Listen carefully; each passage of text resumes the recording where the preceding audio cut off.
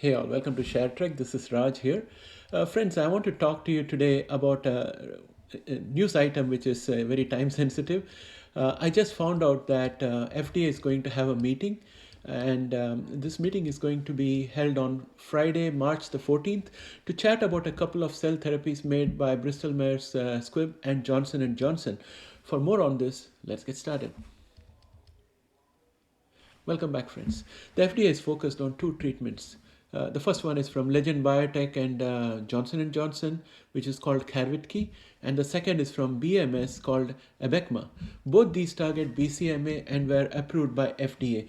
Both of them are autologous CAR-T therapies, and these therapies were considered to be pretty great for people with multiple myeloma. But here is the new development. During some tests, the FDA found that there might be a higher risk of early death for people taking this treatment compared to other options. The FDA has been looking at the data and scratching their heads a bit. They are wondering if maybe these therapies should be used earlier in a patient's treatment journey, like right after the first relapse, which would bring them which is a good thing for these therapies if that happens. Currently, they are only approved for patients who have had at least 3 rounds of other treatments before it is tried. So it's not a first line of treatment or a second line of treatment. It's the ultimate line of treatment right now.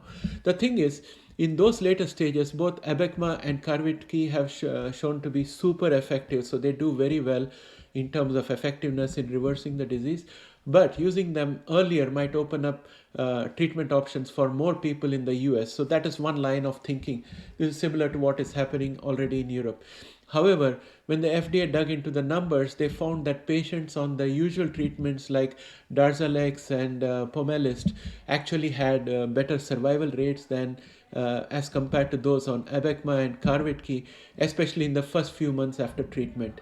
For example, in the Carvykti trial, people had a much higher risk of dying in the first 11 months compared to those on other treatments. Similar trends were seen with Abecma.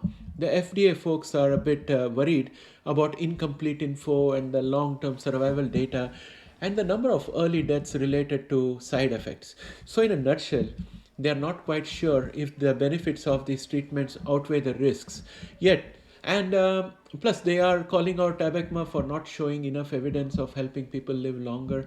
And both Carvykti and Abecma are these cool new CAR-T therapies, and a lot of people have a lot of hope on them.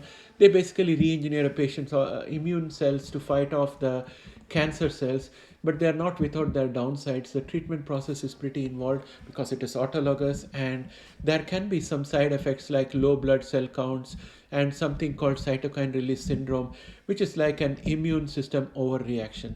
So yeah, that's the gist of what's going on with these new treatments. It's a bit of a mixed bag, but it's fascinating stuff nonetheless.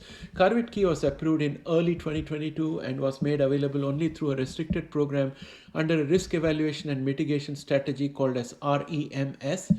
And the name of the strategy was Carvykti REMS Program 1. And the safety information for Carvykti includes a boxed warning regarding cytokine release syndrome or CRS and a few more serious indications. Well, from an investor's perspective, watch the share price of BMS, J&J as well as Legion, and look at companies working on autologous CAR-T therapies targeting BCMA. Please let me know if you found this information useful, if you have any of the shares of any of these companies. And press the like out there if you like the video. Your interaction with the video helps the channel with the algorithms, and for that I'm very thankful to you. With that, I would like to end the video here. Bye.